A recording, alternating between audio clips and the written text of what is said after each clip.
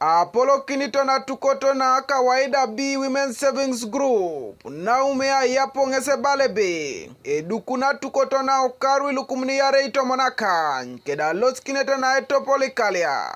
yata kinitebe atiakata kesi miloni na kaisari aluongon Auntu sacha manarbe mama itia kisirigino la palo tomontari tete reu ngare ni tiak sala palo sodi tete beje somero ngaren usodi ekia itosibe bomneti beini biboro akinei akokoroi akitu ipedori sa gwelu nkedi kosi sirigini mu alose tesodo ngare ne kedai mono tumnu ba uri bakina ikosina uri akitenge jaungu bosi sirigin bingeta kina sukarangun edunu ipedori sa so ama uni chebore girigiran lo grupu makaya lulu ngesia balebe itutuoriti kesi teso private sector ponelo aidara wadikaita Aijaun irare so Imeeban na kasa kanyara lukanyango doto mo Imeeban na kasara lukanyango era lu mono ete angini sabiti do otoma kecherai grupu la inakina noi swamate kira gogo ageona tigeona sokere tungale kidio ko bala kaisoni aduare kwangen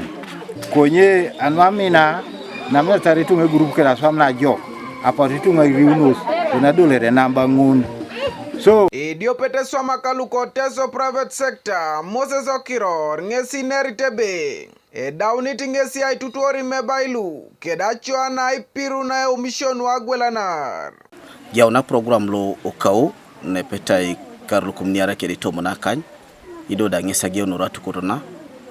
bu agia tutuori kesi eponale beitor etolote mono automaticot so idaunen apuda bobo etuto kesi iponele beitore dari kapuno toma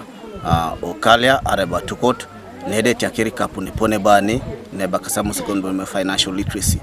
so idao adumne tutoro ngin abuda bobo eyataki ay tutoro kesi ipone lo beitor apwa kuno ni businesses araba subis ngono lu mam ipwa kutos kangunda le ipwa kunos ipone lo beitor ay tanyanyar Kanuka TV East Abraham Elapu ko districta Lokosoroti.